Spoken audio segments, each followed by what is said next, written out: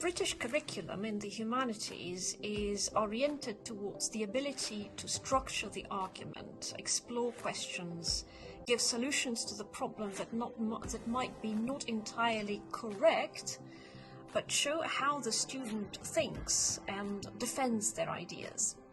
It is not about rote memorization and testing of the memory. It still requires the student to digest and remember a lot of facts, but the ultimate question which will be asked at the exam is, what are you going to do with these facts? The most difficult thing for the students I work with is to see the big picture, to tie the disparate pieces of information into a cohesive whole. Sometimes the foreign language is also a bit of a nuisance.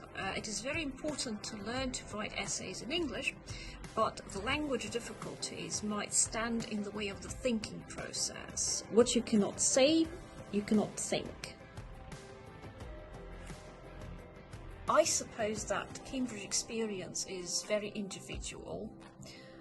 What is universal, however, is a tremendous study load. The programs are very demanding, so the most important thing that a student needs to pack in their suitcase when they set out for Cambridge is a set of studying skills, self-organization, information search and analysis, and self-motivation, of course.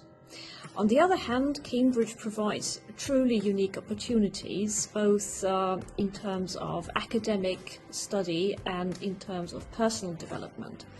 These are clubs, different courses, open lectures which you are expected to attend, conferences, etc. During my master's year, I also received a diploma of higher education in Spanish. In addition to my main studies, I attended rock and roll dance classes, I frequented the 3 local theatres and also visited Cambridge museums. In Belgium, I received a BA and a second master's degree in art history. It was my dream since Cambridge, as my research then in 2011 was cross-disciplinary, involving language education and cultural studies. It sparked my interest in the latter subject, and as I am an amateur artist, it was quite natural for me to pick an art history program. In 2019, I was accepted on the art history course at Leuven University, which sometimes is called the Flemish Oxford for its ancient tradition and the quality of teaching. My experience there was specific, just like for everyone who was studying during the corona crisis, but in general it was very satisfying.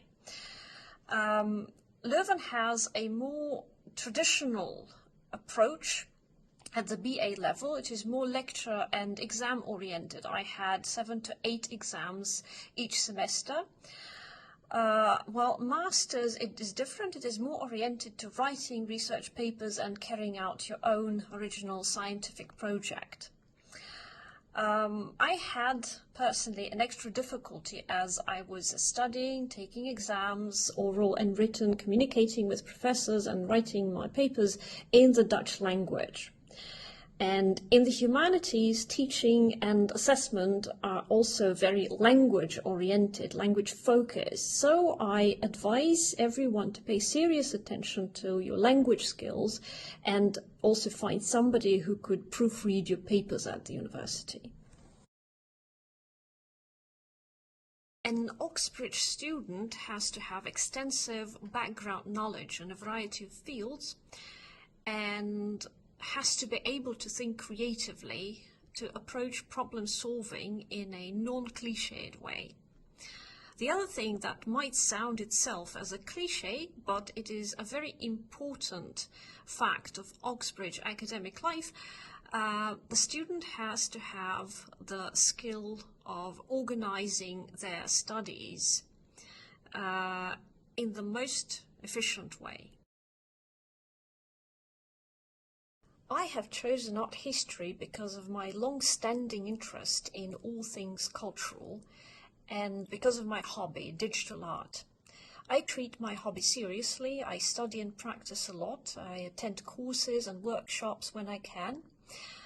However, art history, as I discovered in the course of my studies in Leuven, is not only about art. It is in general about us humans, about our thinking, about the political life, gender, class, race. Everything that constitutes human life is reflected in art and hence can be the subject of art history. Yes, I know it from my own experience with the Dutch language that you can learn to think in a foreign language. And I started learning Dutch seriously when I was over 30, but it is certainly a lot of work. I believe that the teacher should be open to the students, open to the dialogue with them, so that they would feel at home during the class. Being organized and helping the students to organize their own learning process is another important factor. And finally, the teacher has to be knowledgeable and passionate about their subject because, in my opinion, knowledge and passion are contagious. The advantage of online education is flexibility. You can have a team of teachers and students based in absolutely different places. You are flexible in terms of the schedule and commuting. Additionally, there are many useful electronic tools for education that can aid the teacher and the students in and outside the class. Personally, I have not only taught online but also learned myself, especially digital art classes, and I believe it is really the future of education.